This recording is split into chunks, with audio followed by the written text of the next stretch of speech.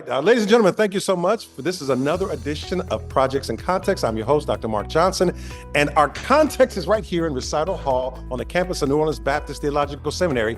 And just so you don't think that this is the background, let me span it so you can kind of see there's a piano.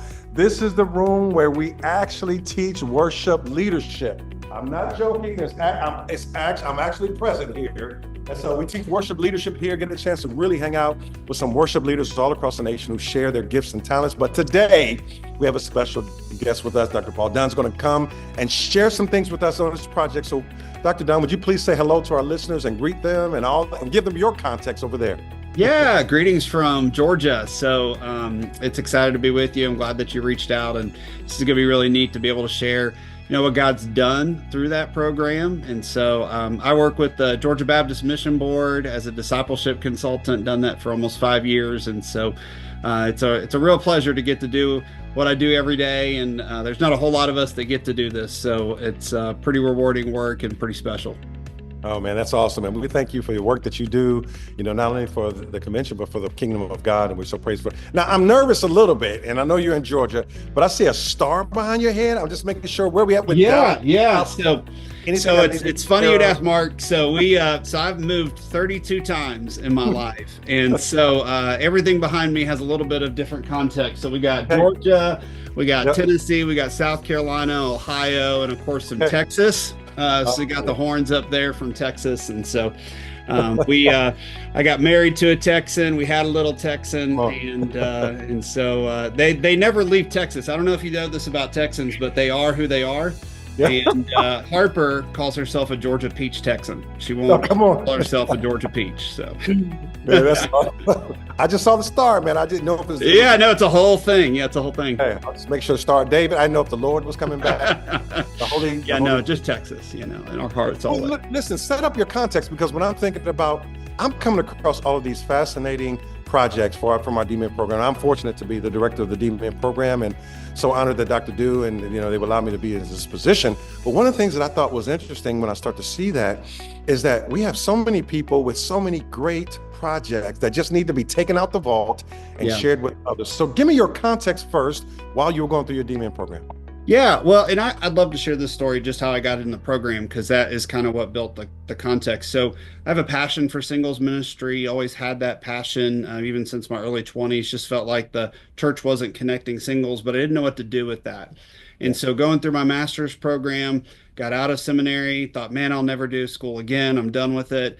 And I was in between jobs and I needed health insurance. And back in the day, Mark, you could enroll in a doctoral program and it counted towards being in Guidestone Insurance. And so I enrolled, went to the workshop class and read the research book. And the research book talked about asking better questions. It talked about answering the questions nobody's asking.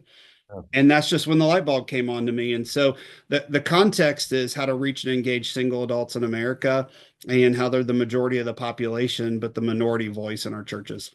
Oh, wow. Now, let me ask you this. Was that something that you knew coming in that you would do, or did you discover that as you were going through the program? Yeah, that's a great question. So, early 2000s, coming out of college, I knew there was like this vacuum that happened when we got out of college. So I lived through that.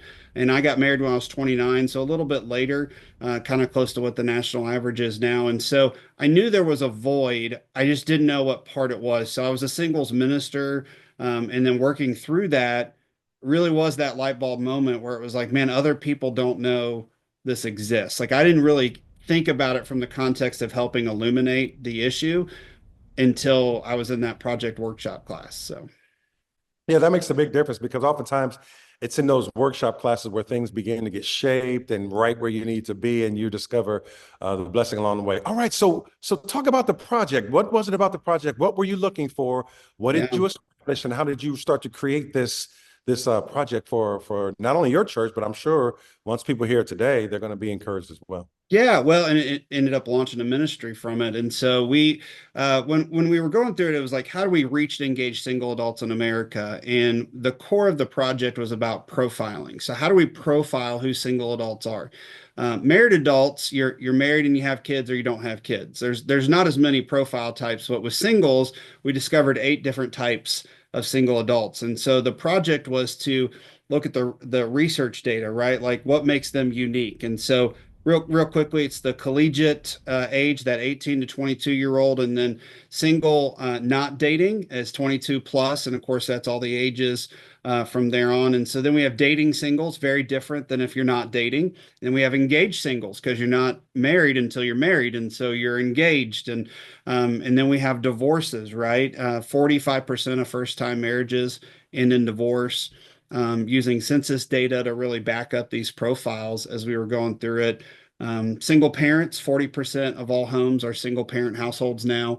And then talking about widows and talking about same-sex attraction. What do we do with people that are struggling with that? And so these 8 profiles became the foundation of a ministry. And so the ministry is called Table for One Ministries, and we exist to help make disciples of single adults. And so how do we mobilize the local church? So we're not like the retreat people. We're not going out to hold big conferences. What we do is we work with local churches to ignite them to be single friendly. So a lot of churches, right, Mark, aren't wanting to build ministries. They're not looking to build a model like in the 90s. They're saying, how do we be more relational? And so we work with the entire church to help do that. So really the foundation of the project, I don't even think I knew when I was going through it how big of a deal it was. When you're in the middle of the research part of this, you're just kind of head down and you're going through census data and you're asking questions, and somebody says, man, I don't think anybody's done that. And you're like, oh, we're into something, right? Like, let's lean into it a little bit more. And so I was one of those students that had to slim it down, right? Like there's a top page count, and I had to really work hard to get under that. So, And listen, that's impressive because I was going to say, now let me, did you have representation in all 8 areas in your yeah, church? and we made a ministry launch guide from that. So we did that, and we interviewed the top 100 churches in America. We actually went through, and I had a researcher help me. And this is just D-men work, but like I really got into it, and we called 100 of those churches. We found only 13 had anything for singles, but they were the fastest growing churches in America. And so the disparity becomes 53% of the population is single, but only 23% of churchgoers are single. And so our churches can be really big. We can feel really great about ourselves, but we're not reaching our community. And so data gets a seat at the table is one of my axioms that I kind of like live by, is that we all have a lot of feelings in church work. Oh, I feel great. Or, oh, did you feel the room on Sunday? But data really drives those decisions. And so in the project, I get excited talking about it. Sorry, but Oh, we, in the project, we I really wanted to get good data, Mark. I didn't want to just have like, oh, I feel like they matter. And so we dug into a lot of that information. Now that information lives on our website. It's tfoministries.org, and we have over 70 data points, and they're all listed. Like, where did you get this information, right? Cited information. It's not just feeling data. It's say, hey, go there and you click on it. You check, and so the project really helped form. When you're going through that first workshop and you start going through some of these seminars, you get about halfway through, you kind of start to realize maybe this is something special, and what can we do with that? And a lot of students get to that point and they get real excited about it, and it makes you dive harder. And so we wanted to have good data, and push through it. So that's kind of a but little bit. yeah, but let me ask you about, particularly when you start thinking through the scope that you were doing. I'm trying to narrow it in, trying to be a balance there. Do you think churches are aware when they say singles ministry, what they really mean? Or is it something like your project is something that will shed light to the vast, Yeah. the number of people that are involved in the single ministry?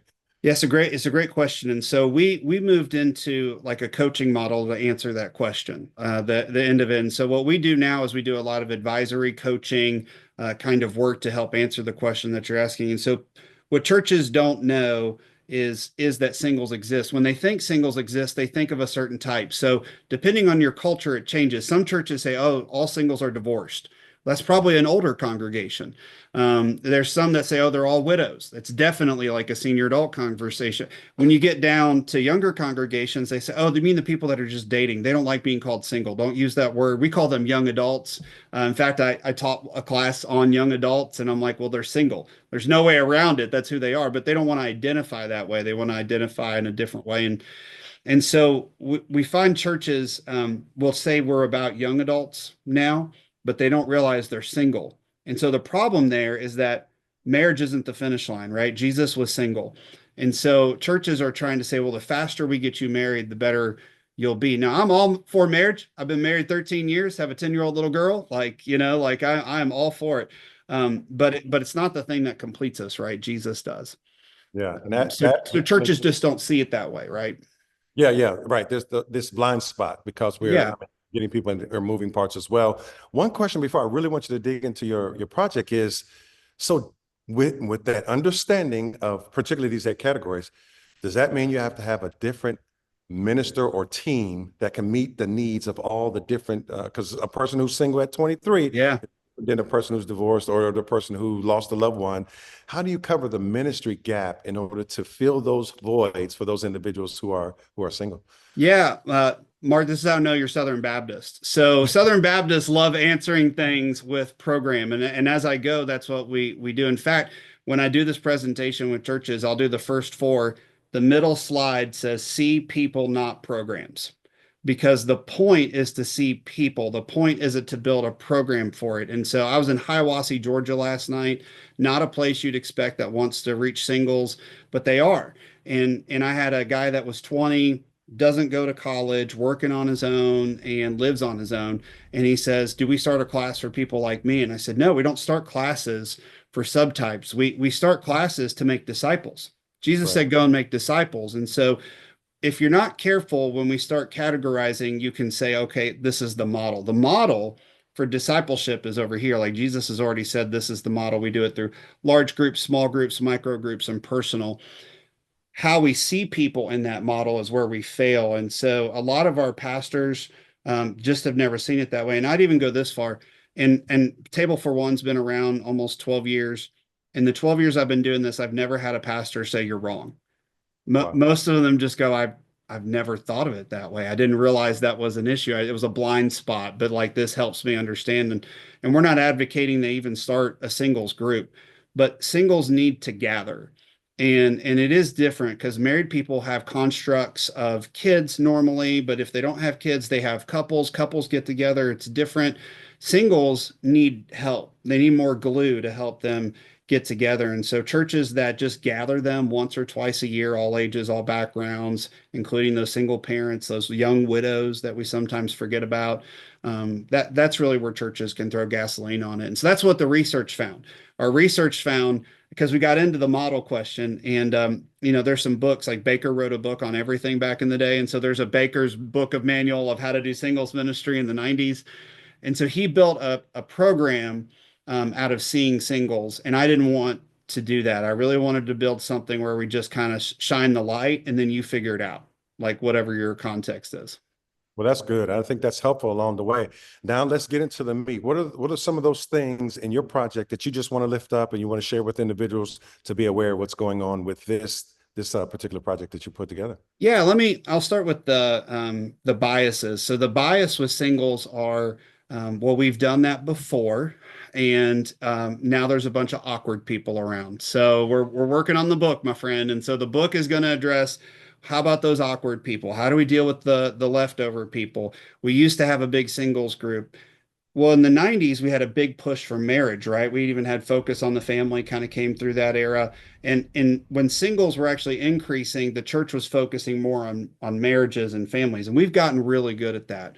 But what we got so hyper focused, just like the pendulum that always happens, that we forgot about the person. Like everybody comes to the table differently. So the biases that you bring into that is that not everybody who's single needs to be married. And so there's a lot of things that we say accidentally, like as a married person, you're in the pulpit and you want happiness for somebody and your marriage is happy. And so you say, man, I hope you get married one day. And singles, when you're preparing for marriage. Well, that phrase doesn't sit well with somebody who's single or single again and doesn't know if they're going to be married or not. And so talking directly to the person and not the life stage is really where we help coach pastors in their preaching. Something as simple as, I went to Target this weekend with my wife and kids and something happened. Well, just say you went to Target this weekend and something happened. Your wife and kids are awesome. Like we already know they're awesome. We don't, yeah. So it comes into like preaching style. And Mhm. another thing to highlight is just the diversity of that we're dealing with. So you're dealing with people of all ages, right? So 20 and up, all adults, all ages, all backgrounds. That single parent bucket gets missed a lot. And in church world, we sometimes think single parents are just out of wedlock situations, but they're coming from adoption and fostering, of course, from divorce and separations, and widows and widowers. I meet a lot of widows and widowers that are in their 30s, and we don't really build those models for that because we have this preconceived notion that widows are little old ladies, in the Notebook, and they're like ready to like walk off into the water. So That's right. Now, let me talk to you about this because you're bringing up something that I think is pretty interesting from the standpoint of your first step was to make pastors more aware of their preaching from the standpoint of things that normally roll off the tongue, to be mindful of that and sensitive to the congregation. So that sensitivity is probably a huge one for a lot of people to be able to engage in it like that. Was that a revelation that you discovered, or was that because that insensitivity came out in your studies from your singles? yeah, the insensitivity is a really good way to describe it. So, Dr. Randy Stone and I have known each other for a really long time. And so when we were building this out, we ended up coming up with a ministry launch. So how would we do a launch Sunday where we really focus on singles? So we made a curriculum and we made a sermon. Well, out of the sermon research came, oh my goodness, like we're preaching the wrong examples.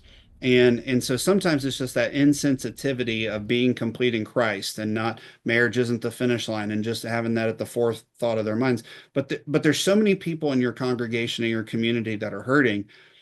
And because there's so many different types of singles, it's better to talk to the person rather than the life stage because you'll always hit the person. Really big churches do that pretty well. And so when you say talking to pastors, like their sermons are very personal to them. So to your exact point, how do you do that? So I use data. And data isn't something that they can get mad at PJ about. So I'll say things like, hey, do you know people don't type in young adults near me online? They type in singles near me. And so we use Google SEO data to say, Pastor, whether you like it or not, single is a word that matters. But these examples matter because you need to connect to that single mother, that single father, that widow that's sitting in there, that person that hasn't come and came on a Sunday morning. And so the pastor's like, well, this is the authority of God's word. I'm like, I get it. I preach every Sunday too, right? I get it. But when it comes to those moments of sharing, think about how Jesus gave really good parables to meet the audience. He didn't always just have his go-to and say, well, me. Sometimes he gave a really good example and a really good story. So we just try to help pastors see it that way, and typically goes pretty well. I haven't been like booed out of the room yet or anything. Yeah, I want to ask you this. I was just thinking about it when you were talking. Is there, when you think about this project, would what you have done with this project had come about if you hadn't done a D-Min, or just because you did a doctoral ministry, it kind of led to that point? Were you already wrestling with it a little bit? So for those individuals out there who are thinking about doing a project or doing a D-Min program, how did something like this help you kind of carve it out, carve your niche, and be able to minister to what you've been doing for the last 12 years? I guess I was so open to the process, and I came in so differently because I didn't come in to get a title. I didn't come into the program to write a book. I came into the program somewhat selfishly because we needed insurance, but also saying, okay, Lord, I'm here. So show me what it is. And one of the most boring books in the entire program changed my life, right? Nobody says that book is a great book, but page, I think it's like 24, really did change my whole aspect. And it was like, man, what questions are people not asking? And so when I encourage people to go into the program and say, well, I don't know what I'd write about, I'm like, man, go to the workshop, because we don't go to get pieces of paper. We go to ask better questions. The reason you get more degrees in higher education is you learn how to ask better questions, and then you lead more people to that, right? You're able to influence them and do those kind of things. So yeah. Yeah, that's awesome. All right, when we close out, someone is listening. They're saying, hey, I'd love to reach out and find out more about what you guys just discussed. What information would you give them? How can they reach your website, your email? Yeah. Go to tfoministries.org. You'll see my name on there and all my contact information. Seems like every spam caller has it, so you can get it pretty easily too. But PJ at tfoministries.org if you want to send me an email, and just go look at the information. Like, you don't even have to reach out, but you can go on there and you can see a little bit more about how to get in touch with us. And if you're in the state of Georgia, I already work for you, and so you don't need to go to that website. You can just email me at the Georgia Baptist Mission Board, pj@gabaptist.org, and I already work for you and love to help. That's awesome. Well, thank you so much, Dr. PJ Dunn. Ladies and gentlemen, we thank you so much for tuning in to this broadcast. We're so grateful for this opportunity here, and we pull out the vault those D-Men projects that can really make a difference for your ministry and for the kingdom of God. So until we meet again, may God bless you and keep you in his perfect peace.